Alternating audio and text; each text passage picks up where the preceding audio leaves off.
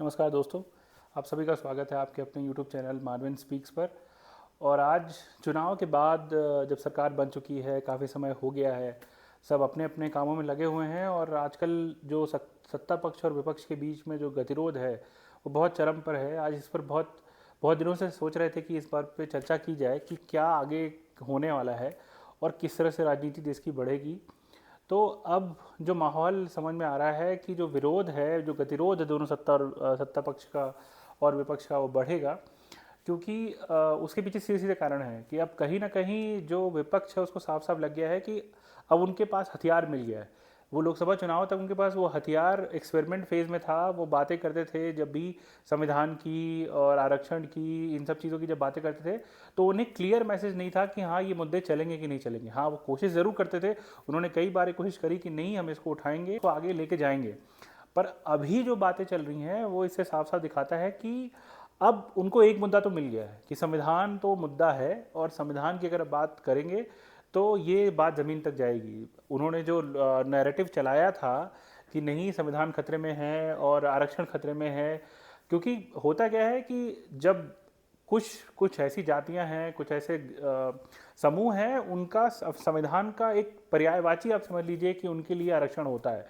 जिनको नहीं मिल रहा है वो तो कभी इस बारे में उनको ये बात आसानी से पचेगी नहीं, क्योंकि अर्बन इंडिया में ये चीज़ें उतना शायद ना पहुँचे, पर रूरल इंडिया में और जिनको इस चीज़ का फ़ायदा है वो इस बारे में ज़रूर सोचते हैं कि नहीं संविधान खतरे में होगा तो आरक्षण खतरे में होगा, और आरक्षण खतरे में होगा तो उनका रिप्रेजेंटेशन जो भी मिल रहा है वो खतरे में होगा। और इस चीज़ को वो कांग्रेस पार्टी और समाजवादी पार्टी और अन्य भी जो रीजनल पार्टीज़ हैं उन्होंने अच्छे से भुनाया है। आप अगर ये बात करें कि बंगाल में क्या इसका असर नहीं हुआ, बंगाल में भी इसका असर था। ममता अच्छे से लड़ाई लड़ी उन्होंने, पर उन्होंने इस नैरेटिव को भी अच्छे से चलने दिया। तो अब ये राजनीति, अगर भाजपा ये सोचे कि ये राजनीति खत्म हो जाएगी, लोग छोड़ देंगे, ये चुनाव तक स्थिर था, ये चुनाव तक स्थिर नहीं रहेगा। चुनाव के बाद आगे भी ये चीज़ें चलेंगी।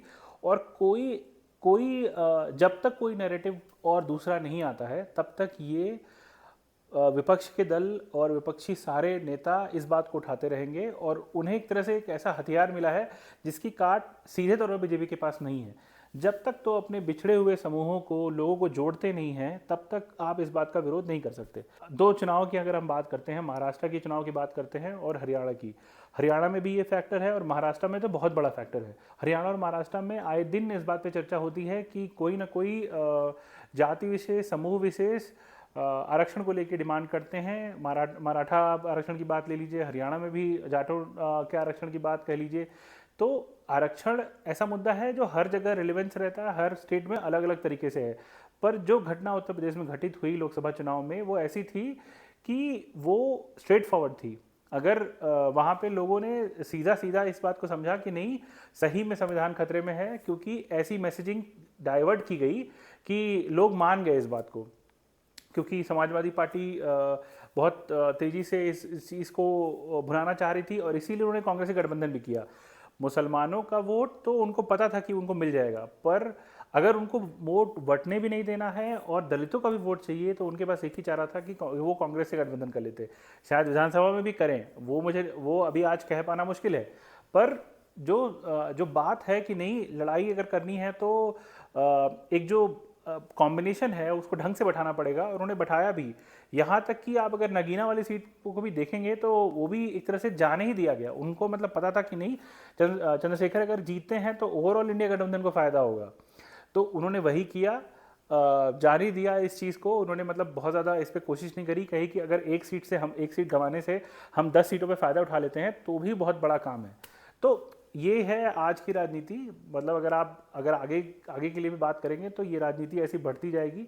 कोई ऐसा नहीं आने वाला है जो कि इस चीज़ को झुठला सके, और इस नैरेटिव को काट भी कोई नहीं सकता है। आपको कुछ काउंटर भी लेके आना पड़ेगा, तो उसी तरह काउंटर चाहिए जो कि इस मैसेज को दबाए नहीं। इसको दबाना मुश्किल नहीं, नामुमकिन है। तो आपको अपने जो बाकी आप जो चीज़ें कर रहे हैं, विकास, ये सारी चीज़ें, इंफ्रास्ट्रक्चर बिल्डिंग, सब कुछ करते रहिए, पर अगर आपको ज़मीन बैठा के चलनी है तो आपको मैसेजिंग के लिए भी तैयार रहना पड़ेगा। चाहे वो किसी भी राज्य में हो, आपको ये चीज़ें ध्यान में रखनी पड़ेंगी। खैर अभी बहुत समय है, अभी दोनों राज्यों के चुनाव में भी समय है, और उसके बाद आगे भी चीज़ें इतनी इतनी जल्दी नहीं होने जा रही हैं।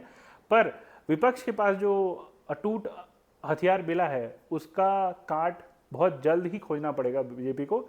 नहीं तो उन्हें हर चुनाव में इस बात को भुगतने के लिए तैयार रहना चाहिए कि नहीं, उनके वोट कटेंगे और आगे जो सीटें हैं वो नंबर्स हैं और कम होंगे। तो इन्हीं सब बातों के साथ अपनी बात को आगे के लिए कंटिन्यू करते हैं। आगे भी आपसे ऐसे ही जुड़ते रहेंगे और आपसे ऐसी बात करते रहेंगे। कुछ भी आपको सजेशंस हो तो आप सजेशन दीजिए, मैं उस पर ज़रूर कोशिश करूँगा। आप लोग का बहुत सारा प्यार शॉर्ट्स के माध्यम से मुझे मिल रहा है, तो मैं चाहूँगा कि जो इस तरह की बातें हैं जो और ज़्यादा कैसे कम्युनिकेट कर सकते हैं उसको और करेंगे। तो आगे भी आप लोग ऐसे ही साथ देते रहें, इसके लिए आप इस चैनल को सब्सक्राइब करें और लोगों के साथ शेयर करें और आगे भी हमारे साथ ऐसे ही जुड़े रहें। आज अपनी बात को मैं यहीं समाप्त करता हूँ, आगे भी मिलते रहेंगे। बहुत बहुत धन्यवाद, नमस्कार।